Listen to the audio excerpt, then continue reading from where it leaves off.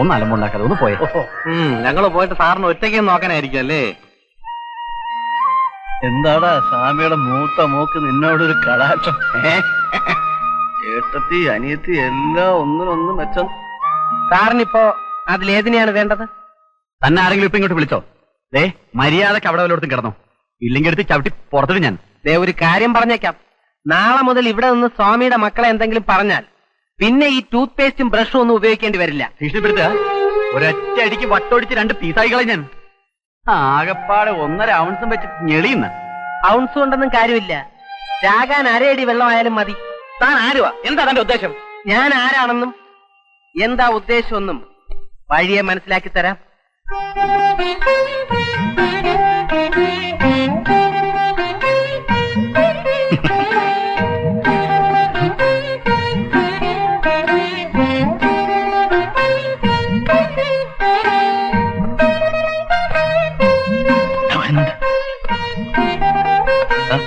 അവന്റെ ആ ഇരിപ്പ് കണ്ടില്ലേ, മരത്തിൽ വന്നിരിക്കുന്ന പോലെ. കുളിക്കാൻ വേണ്ടി വരുന്നൊന്നുമില്ല, പെണ്ണുങ്ങളെ കുളിക്കാനാണ്. ഈ നായരെന്താ എങ്ങനെ അനുഭവിച്ചു കൊടുക്കുന്നത്? എന്നെ ശരിക്കും മനസ്സിലായിട്ടില്ല എന്ന് തോന്നുന്നു. നായരൊന്ന് പറഞ്ഞു കൊടുത്തേക്ക. അറിയില്ലേ, അനന്തം കുരുക്ക കളരിയാശാന 18 അടവും പച്ചവെള്ളവാ. പോരാത്തിന് ചൂണ്ട് കർമ്മ മതം പൊട്ടി വരുന്ന ആനയെ വരെ വിരൽ ചൂണ്ടി നിർത്തും. കടത്തനാടൻ കളിയിൽ അഭ്യാസം പഠിച്ചത്. അയ്യോ ചെന്നിലേക്ക് ദേഷ്യപ്പെടും, ഞാൻ പോട്ടെ. ഇതൊക്കെ ഉള്ളത് തന്നെയാണോ? എനിക്കറിഞ്ഞു. നന്നായിട്ട് പറഞ്ഞ് മനസ്സിലാക്കി കൊടുത്തിട്ടുണ്ട്. പഠിച്ച അടവുകളൊന്നും ശത്രു സംഹാരത്തിന് വേണ്ടി പ്രയോഗിക്കേണ്ടി വരരുതേ കളരി ദൈവങ്ങളെ എന്നാണ് എന്റെ പ്രാർത്ഥന. പക്ഷേ ലക്ഷണം കണ്ടിട്ട് എന്നെ കൊണ്ട് യവന്മാരിത് ചെയ്യിക്കും എന്നാണ് തോന്നുന്നത്. അയ്യോ അരുത്. എന്താ? ചൂണ്ട് മറന്നു. ഓർമ്മിപ്പിച്ചത് നന്നായി.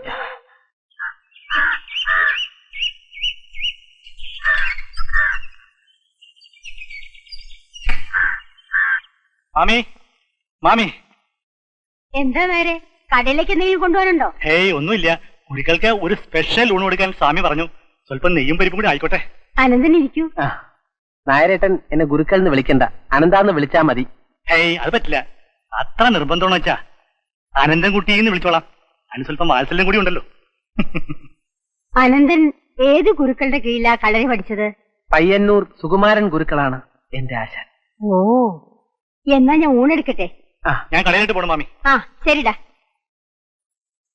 പച്ചക്കറി കൊണ്ട് തൃപ്തിപ്പെട്ടോളൂ. വൈകിട്ട് വരുമ്പോ നല്ല മീൻ ഇറച്ചി നല്ല വാറ്റ് ഞാൻ കൊണ്ടുവരാം. അമ്മമാർ 2 കുടിക്കാൻ നല്ല സ്പീഡായിരിക്കും.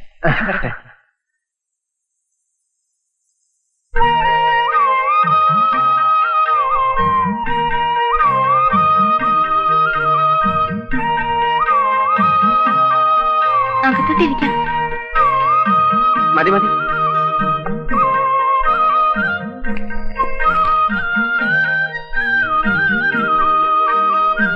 ഉച്ചയ്ക്ക് ഒരു നേരം ഭക്ഷണം നല്ലവണ്ണം കഴിക്കണം. രാത്രി ഇത്തിരി കുറഞ്ഞാലും സാരമില്ല.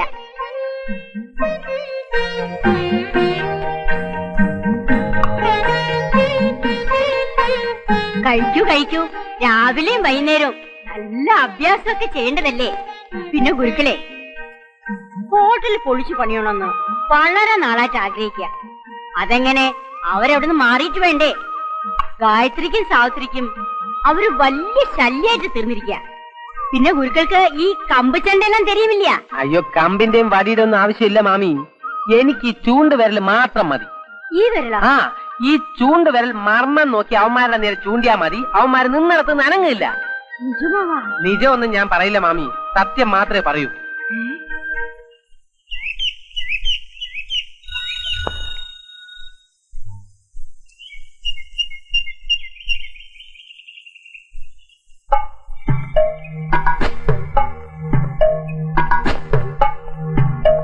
ഞാൻ എന്തെങ്കിലും തമാശ പറയുന്നത് സാവിത്രിയോടുള്ള ഇഷ്ടം കൊണ്ടാ. അതൊക്കെ വീട്ടിൽ ചെന്ന് പറയുന്നത് തെറ്റല്ലേ? പിന്നെ കളരിക്കാരനല്ല കാരാട്ടക്കാരനാണെങ്കിലും എനിക്ക് പേടിയില്ല. ഞാൻ എന്താഗ്രഹിച്ചാലും അത് ഞാൻ നേടിയിരിക്കും. ആ സ്വഭാവം തടി കേടാക്കുമല്ലോ പ്രേമചന്ദ്ര. വേണ്ട, വിട്ടേക്ക്. സാവിത്രിക്കൂട്ട് പൊക്കോളൂ.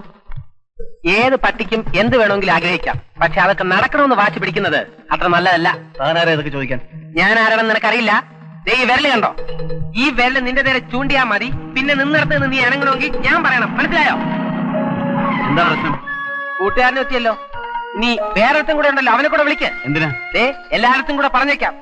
ഞാൻ വന്നിരിക്കുന്നതിന്റെ ഉദ്ദേശം മനസ്സിലായി കാണുമല്ലോ. സ്വാമിയുടെ ലോഡ്ജിൽ നിന്നും വേഗം സ്ഥലം കാലിയാക്കുന്നതാണ് നല്ലത്. വെറുതെ എന്റെ കൈമേലക്കെടുത്തിടും. സൗകര്യമില്ലെങ്കിൽ എന്താണ് ഗുരുക്കൾ ചെയ്യാൻ പോകുന്നത്? ഇംഗ്ലീഷ് മീഡിയം സ്കൂളിലാ പഠിച്ചല്ലേ, അതുകൊണ്ടായി എന്റെ തച്ചോളി തറവാട്ടിനെ കുറിച്ച് വിവരമില്ലാത്തത്.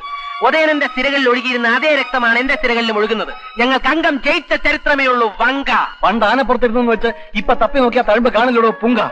തന്റെ കളരിയും കയ്യാങ്കളിയും ഒക്കെ അങ്ങ് കൈ വെച്ചാ മതി. നാടൻ അടിയുടെ ചൂടറിഞ്ഞിട്ടില്ല അല്ലേ? അതിന്റെ കുഴപ്പമാ. ആ തച്ചോളി തറവാടിന് പേരുദോഷം ഉണ്ടാക്കാതെ മലബാറിലേക്ക് വലിയ നോക്ക് ഗുരുക്കളെ. മലബാറിലേക്ക് പോണോ തിരുവിതാംകൂറിലേക്ക് പോണോ എന്ന് ഞാൻ തീരുമാനിച്ചോളാം. ഏതായാലും നിന്നെയൊക്കെ ഒതുക്കിയിട്ട് ഞാൻ ഇവിടുന്ന് പോകും. ഇപ്പൊ ഈ കളരി ഇവിടെ കൊണ്ടുവന്ന് ഇറക്കിയിരിക്കുന്നത് നമ്മളൊന്ന് വരട്ടാനാണ്. ഇവന്റെ ഈ അഭ്യാസങ്ങളൊക്കെ കണ്ട് നമ്മൾ ഉടനെ പേടിച്ചിറങ്ങിപ്പോകുന്നാണ് ഈ മണൂക്കം പട്ടര വിചാരിച്ചിരിക്കുന്നത്. എടാ അവന് ചൂണ്ടുപറമ്പൊക്കെ അറിയാവുന്നാ പറയുന്നത്. അവനാ വിരലെടുത്തൊന്ന് നീട്ടിയാലേ നമ്മൾ സ്റ്റാച്ചു ആയി പോവും. അങ്ങനെ മർമ്മമൊന്നും ഇല്ലടാ, അതൊക്കെ വെറുതെ പറയുന്നതാ. അവന്റെ ആരോഗ്യം കണ്ടില്ലേ? നമ്മൾ ശരിക്കൊന്ന് തുമ്മിയ ആ കർക്കിടക്കുരി താഴെ വീഴും. കഴിയുന്നതും അവനോട് കൂടുതലൊന്നും ഉടക്കാൻ നിൽക്കണ്ട. ഈ കളരി മർമ്മവും പഠിച്ചവരെ കണ്ടാൽ തിരിച്ചറിയാൻ പറ്റത്തില്ല. എനിക്കിപ്പോ അതല്ല സംശയം.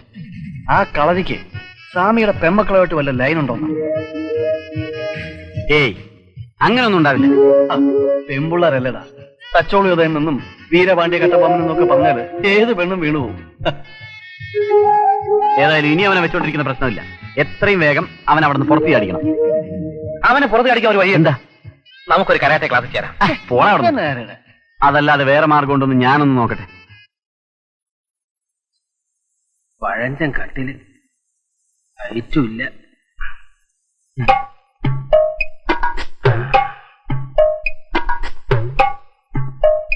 സ്വാമിക്ക് ഏതോ അമ്പലത്തിലെ ഉത്സവത്തിന് ചീപ്പായിട്ട് കിട്ടിയതാ ഈ കട്ടില്.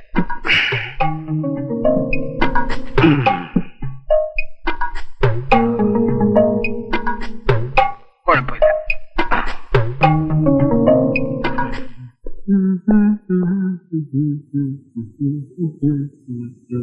താനെന്ത് വൃത്തിയിലാണ് കാണിച്ചത്? ഞാനൊന്നും കാണിച്ചില്ലല്ലോ. ഒന്ന് ഉറങ്ങാമെന്ന് കരുതി. ഓഹോ, ഉറങ്ങുന്നത് എന്റെ ലാ ബുക്സിന്റെ പുറത്ത് കട്ടിലെടുത്ത് വെച്ചിട്ടാണോ? അതെ, കട്ടിലിന് തീരെ ഉയരം കുറവ്, അതുകൊണ്ട് എടുത്ത് വെച്ചതാ. ഇപ്പൊ കറക്റ്റായി. 4 പുസ്തകത്തിന് ഒരേ ഹൈറ്റ് ആയത് വളരെ ഭാഗ്യായി. താനെന്താ കളിക്കണോ? ഒരൊറ്റ അടി വെച്ചെന്നാണ്. ഞാൻ എന്ത് വേണമെങ്കിലും സഹിക്കും, പക്ഷെ എന്റെ ബുക്കേ തൊട്ട് കളിച്ചാണ്ടല്ലോ. താൻ ഇതൊക്കെ പഠിച്ചു കഴിഞ്ഞിട്ടല്ലേ വക്കീലായത്? പിന്നെ എന്തിനാ കോപ്പി അടിക്കാനോ? നല്ല വെയിറ്റാ. വല്ല കടലാസ് കച്ചവടക്കാർക്കും കൊടുത്താ നല്ല വില കിട്ടും. ആ വില ഞാൻ തന്നാ പോരെ. നിങ്ങളോട് അധികം സംസാരിച്ചിട്ട് കാര്യമില്ല. തന്നെ ഇവിടെ കറ്റി കടത്തിയ പരട്ട പട്ടണ ഞാൻ ഒന്ന് കാണട്ടെ. അമ്മി, പത്രമൊക്കെ പിന്നെ വായിക്കാം. ഇനി വന്നേ. എന്താ കാര്യം? ഇനി വന്ന ഒരു കാര്യം പറയട്ടെ സ്വാമി. എനിക്കിപ്പോൾ സമയമില്ലല്ലോ. കാര്യം എന്താണെന്ന് വെച്ചാൽ ഇവിടെ നിന്ന് പറഞ്ഞാൽ മതി. സ്വാമി ധൈര്യമായിട്ട് പറഞ്ഞു. സ്വാമി, മറ്റുള്ളവരെ പോലെ അല്ല ഞാൻ. അങ്ങേയറ്റം മാന്യമായിട്ടാണ് സ്വാമിയുടെ പെരുമാറിയിട്ടുള്ളത്. എനിക്ക് അങ്ങനെ തോന്നിയിട്ടില്ലല്ലോ. താനൊരു മാന്യനായിരുന്നെങ്കിൽ എന്റെ അനുവാദം കൂടാതെ ഇവിടെ വന്ന് താമസിക്കുമായിരുന്നില്ലല്ലോ. നിയമം ഒന്നും സ്വാമി എന്നെ പഠിപ്പിക്കണ്ട. ആ കളരിക്കാരനെ കണ്ടിട്ട് സ്വാമി കിടന്ന ആളായിരുന്നു. സാറേ ഒന്ന് പതുക്കെ പറ. ആ ഗുരുക്കളെങ്ങനെ കേട്ടാ പിന്നെ പ്രശ്നമാവും. കേൾക്കട്ടെ, കാശ് കൊടുത്താൽ ഞങ്ങൾക്കും ആളെ കിട്ടും. മാർക്കറ്റിലെ റൗഡികളെ കൊണ്ടുവന്ന് കളരിക്കിട്ട് 2 കൊടുത്താലുണ്ടല്ലോ, പിന്നെ ആക്രിക്കട പോലും എടുക്കത്തില്ല. പേടിപ്പിക്കുന്നു.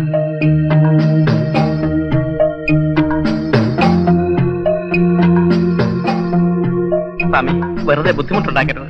ഇത്ര ബുദ്ധിമുട്ടി എന്തിനിവിടെ കഴിയുന്നു? ഇറങ്ങിപ്പോണം.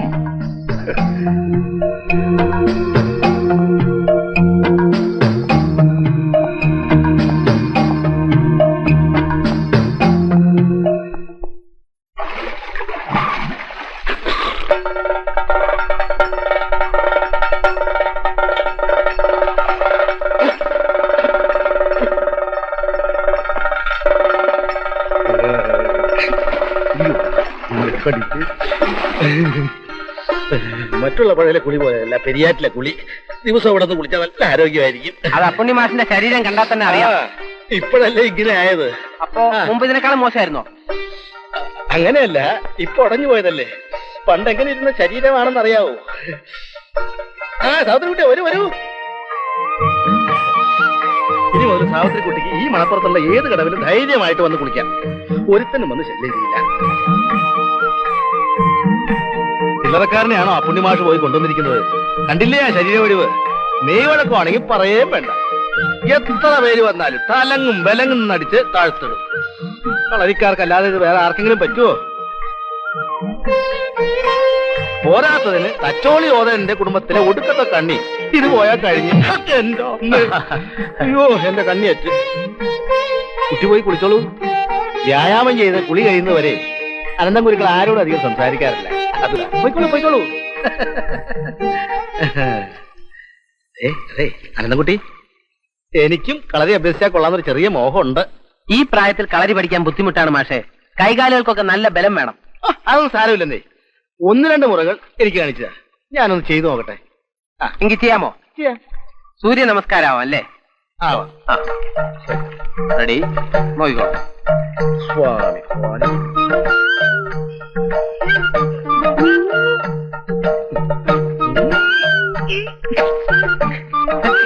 എന്ത് പറ്റി മാഷെ? മാഷെ എന്ത് പറ്റി മാഷെ? ഇത് കുറച്ച് എളുപ്പമുള്ളതാ. ഇത് ഞാൻ വീട്ടിൽ പോയി ചെയ്തതാ. ഇച്ചിരി കൂടി ബുദ്ധിമുട്ടുള്ളൂ പറഞ്ഞ. അത് ശരി. എന്നാൽ ശയന പ്രദർശനാവാം. കിടന്നോളൂ കിടന്നോളൂ. അനുഗ്രഹമൊക്കെ ഉണ്ട്. മതി മതി മതി, കിടന്നോളൂ. അയ്യപ്പ ശരണം. മലർന്ന് മലർന്ന് കണ്ണെടുത്തോളൂ. വലത്തോട്ടുള്ളൂ, വലത്തോട്ട്. സ്പീഡില് സ്പീഡില് സ്പീഡില്.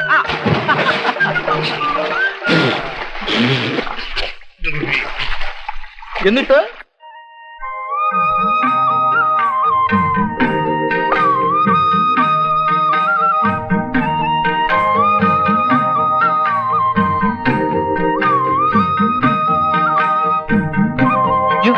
എത്രയാ വെച്ചിരിക്കുന്നത്?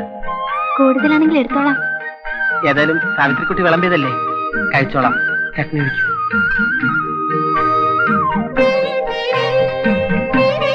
മതി.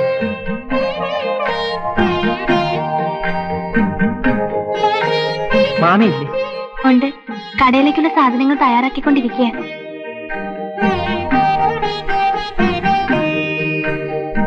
ഒരു കാര്യം ചോദിച്ചോട്ടെ? ചോദിച്ചോളൂ. തച്ചോളി ഒതേനൻ അനന്തുവിന്റെ ആരാ?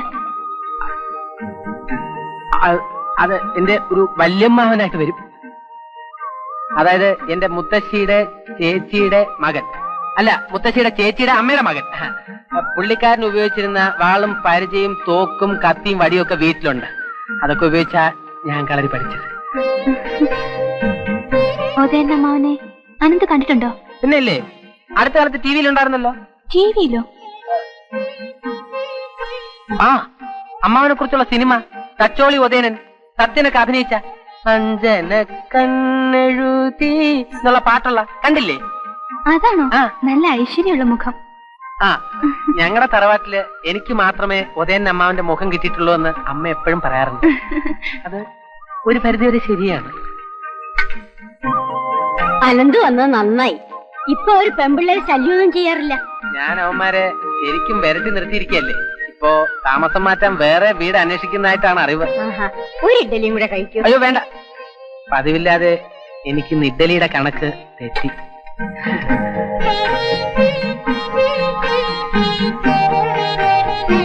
മറ്റേ മമ്മി.